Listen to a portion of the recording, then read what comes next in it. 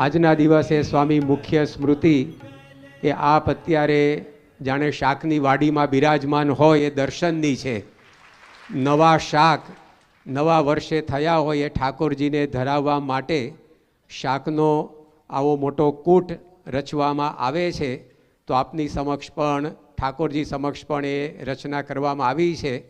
આપે બાપા વર્ષો સુધી જેને લાભ આપ્યો છે એવા પરવળ લઈને આવે છે.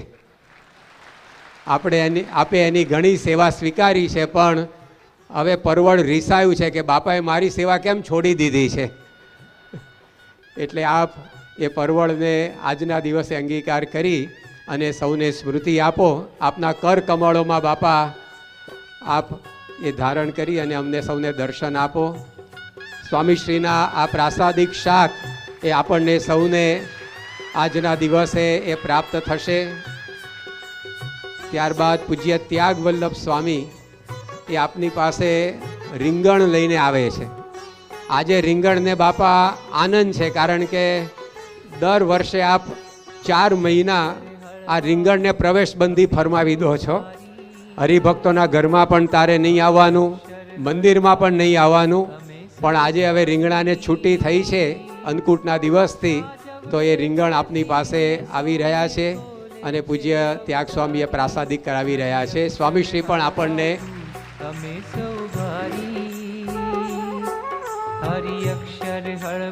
બાપા અમે પણ આપના ચાકર થઈએ, રીંગણના ચાકર ન થઈએ, અને આપ જેમ અમને આજ્ઞા કરો એમ અમે રહીએ એવી આપને પ્રાર્થના છે.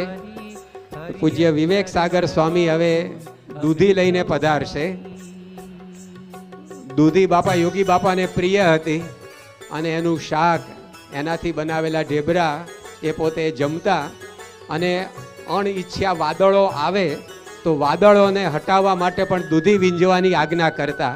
તો આપ પણ એ દૂધી હાથમાં લઈ અને અમારા વિઘ્નોના વાદળો ટળી જાય એવી દૂધી વીંજો આજે, કે સૌ હરિભક્તોને આ વર્ષે ને જીવનમાં કોઈ વિઘ્ન ન આવે.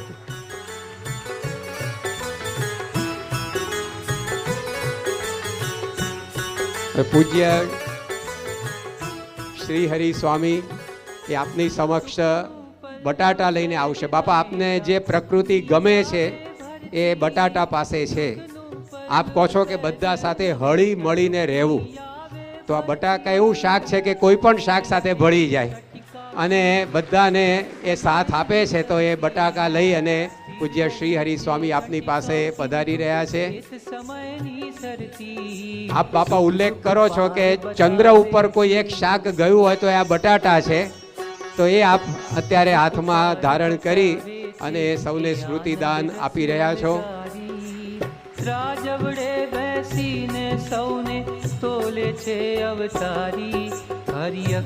હવે પૂજ્ય યજ્ઞપ્રિય સ્વામી આપની પાસે બાપા ગાજર લઈને પધારશે. તો બાપા કાર્યકર સુવર્ણ મહોત્સવ એ પણ આ વખતે આપે શાનદાર ઉજવવાનો સંકલ્પ કર્યો છે.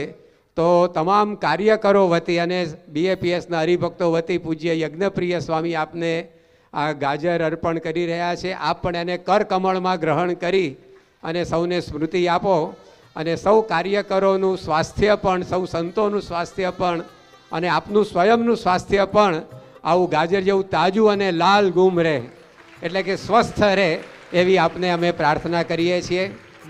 આપે ગાજરનો રસ બાપા ઘણા વર્ષો સુધી સેવન કર્યો છે, તો આપ એની સેવા પણ સ્વીકારીને એને ધન્ય કરતા આવ્યા છો. પૂજ્ય નારાયણ મુનિ સ્વામીને આપણે વિનંતી કરીએ કે તેઓ લીંબુ લઈને પધારશે. લીંબુની ખટાઈ, મહારાજે વાત કરી છે કે મહાત્મ્ય રૂપી ખટાઈ ચડી જાય તો વિષયના સુખ અંબાઈ જાય.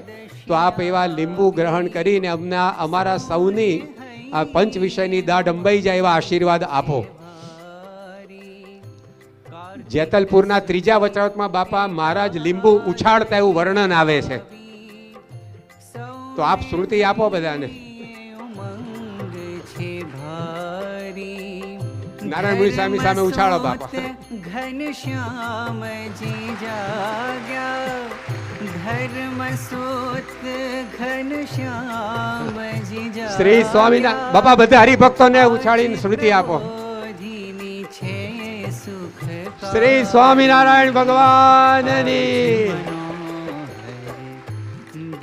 હવે અંતે આપણે અમદાવાદ મંદિરના કોઠારી પૂજ્ય ધર્મ તિલક સ્વામી બાપા આપની પાસે બ્રોકલી લઈને આવશે. આપ કહો છો બાપા બ્રોકલી એ સંપીલો પરિવાર છે એવું આપ ઘણીવાર કહો છો. દ્રાક્ષના ઝુમખામાંથી દ્રાક્ષ છૂટી પડે પણ બ્રોકલીમાંથી કંઈ છૂટું ન પડે. આપ સંપીલા પરિવાર તરીકે એને યાદ કરો છો તો એ આ બ્રોકલી સ્વામી શ્રી ધારણ કરીને આપણને સ્મૃતિ આપી રહ્યા છે.